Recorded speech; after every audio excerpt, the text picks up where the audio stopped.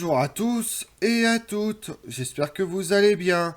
C'est probablement le duel le plus connu dans l'histoire du Far West, popularisé par de nombreux westerns de la seconde moitié du XXe siècle.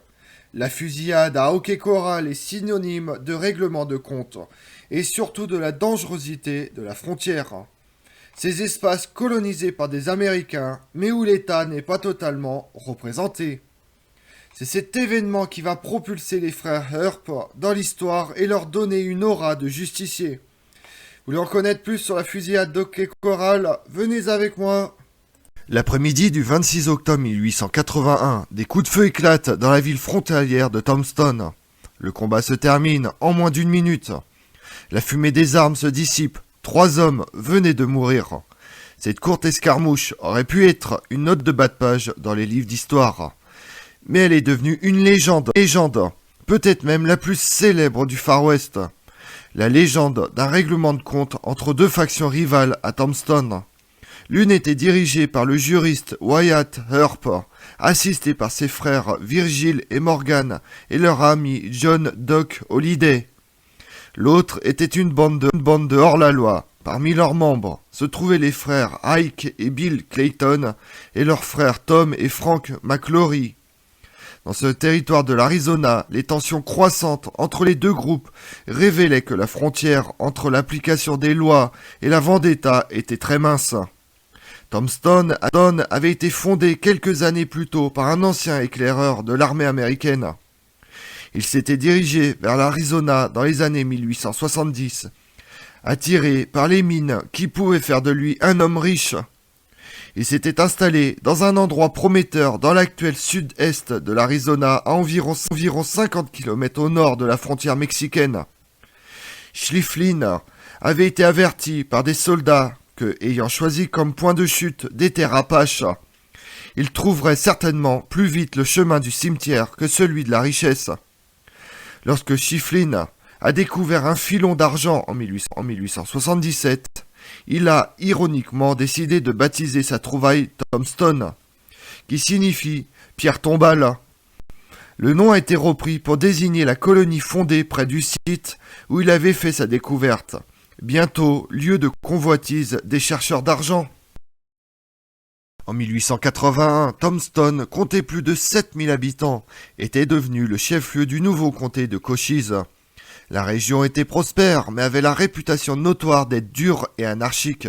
Comme beaucoup, les Earp étaient arrivés à Tombstone, attisés par le mirage de la ruée vers l'argent.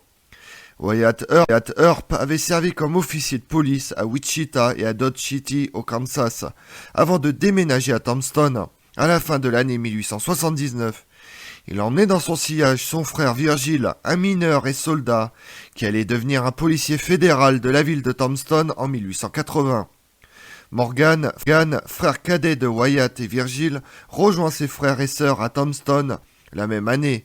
Peu de temps après, un homme qui s'était lié d'amitié avec Wyatt Earp à Dodge City, Doc Holliday, un ancien dentiste de Géorgie devenu joueur invétéré et franc-tireur, arrive lui aussi à Tombstone. Les 3 frères avaient tous d'autres revenus qui n'étaient pas liés à l'application des lois, notamment des parts dans des mines et des saloons et un travail occasionnel en tant que barman et officier de sécurité privée. La faction Earp Holliday avait pour principaux rivaux à Tombstone les frères Clayton et McClory, qui avaient la réputation d'être des hors-la-loi qui gagnaient leur vie en volant du bétail. La pénurie de viande bovine dans les villes en croissance leur avait permis de gagner facilement de l'argent. Ils volaient du bétail des deux côtés de la frontière américano-mexicaine. Soucieux de répondre à la demande, les bouchers de Tombstone n'étaient pas particulièrement regardants sur les origines de la viande, surtout si elle venait de l'autre côté de la frontière. La première tension entre les cow-boys et les Earp s'était matérialisée par le vol de mules que les Earp avaient retrouvées au ranch McClory. Ces derniers, quant à eux, accusent les Earp d'agir pour leur propre compte au lieu de faire appliquer la justice. Wyatt Earp nourrissait parallèlement une rivalité professionnelle avec Johnny Beham. 10 mois avant la fusillade, Beham et Earp s'étaient tous deux présentés au poste de shérif du comté de Cochise. À mi-chemin de leur course au titre, Béham avait convaincu Earp de se retirer, lui promettant le poste de sous-shérif en retour. Après avoir obtenu le poste de shérif du comté, Béham revient sur l'accord passé et nomme un autre homme au poste promis, au point de départ de l'inimitié mutuelle des deux hommes. En octobre 1881, une ordonnance interdisant le port d'armes en ville fut adoptée à Tombstone. Cela déplut fortement aux cow-boys qui avaient l'habitude de porter leurs armes à la ceinture où bon leur semblait. En tant que marshal de la ville, Virgil Earp était responsable de l'application de la loi et avait la ferme intention de désarmer les contrevenants. Un échange animé éclata entre Doc Halliday et Hank Clayton dans le saloon de l'Alhambra dans la nuit du 25 octobre 1881. L'échange fut interrompu, mais Clayton continua à boire jusqu'au petit matin. Détenteur de plusieurs armes à feu, selon des témoignages, il menace Halliday et les Earp. Virgil Earp désarme Clayton, le conduit devant un juge qui lui inflige une amende avant de le laisser partir. Clayton, furieux, part chercher 5 des cow-boys et les persuade de l'accompagner à Fremont Street. Ils font savoir qu'ils étaient armés et qu'ils avaient l'intention de le rester. Le shérif Béham vint à leur rencontre pour tenter de les convaincre de rendre leurs armes, en vain. Les sources divergent.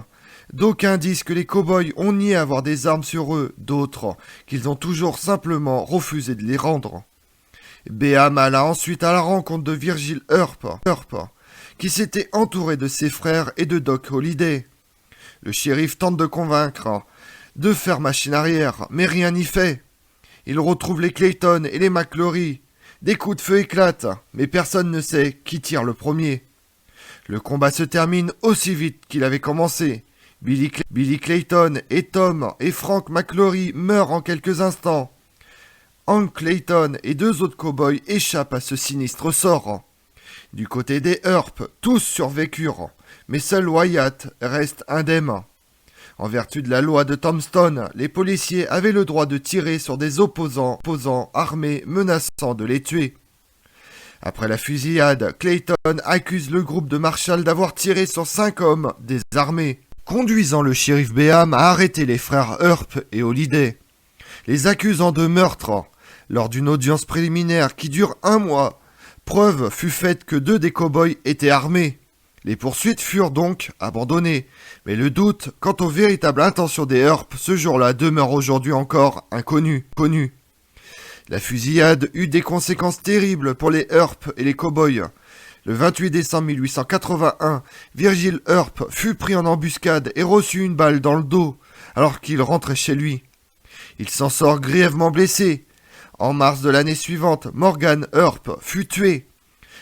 Les assaillants ne furent jamais identifiés avec certitude, mais beaucoup pensent que les 2 frères Earp avaient subi là les représailles de la fusillade d'Oquet Corral. Peu de temps après ces événements, Wyatt Earp devient marshal adjoint, suppléa plusieurs hommes, dont Doc Halliday, et se lance dans une vendetta contre ceux qu'il croyait responsables de la mort de son frère. 4 cow-boys, dont l'un des assistants du shérif Béham, furent abattus. Béham obtient un mandat d'arrêt et poursuivit Earp et ses hommes. Sans succès, Wyatt Earp quitte l'Arizona en avril 1882 pour s'installer en Californie avec sa compagne Joséphine Marcus, ancienne petite amie de Béham. L'histoire de Hockey Corral devient bientôt le mythe de la frontière américano-mexicaine. La vie haute en couleur de Wyatt Earp, cet avocat, joueur, mineur, proxénète et propriétaire de saloon, fait de lui un personnage de choix pour les films. Règlement de compte à Hockey Corral, sorti en 1957, avec Burt Lancaster et Kirk Douglas, ou encore en 1993, Tombstone avec Kurt Russell et Val Kilmer. L'événement est également présent dans les albums de Lucky Luke, ou encore dans les séries de Star Trek 1868, Au-delà du Far West, 6e épisode de la 3e saison, ou encore dans les DC Legends of Tomorrow. Comme on l'a vu, le cinéma et la télévision ont fait de Wyatt Earp et de ses frères des hommes honnêtes. Mais la réalité d'un des règlements de compte les plus célèbres de l'histoire américaine est plus complexe que ça. Je vous remercie d'avoir suivi cette vidéo en ma compagnie. Si vous voulez connaître mes autres vidéos, retrouvez-moi sur ma chaîne YouTube Tout sur l'Histoire avec Damien, mais également sur les réseaux sociaux, Twitter et Instagram, Histoire Damien. Et pensez à liker, commenter et vous abonner. Je vous remercie à tous.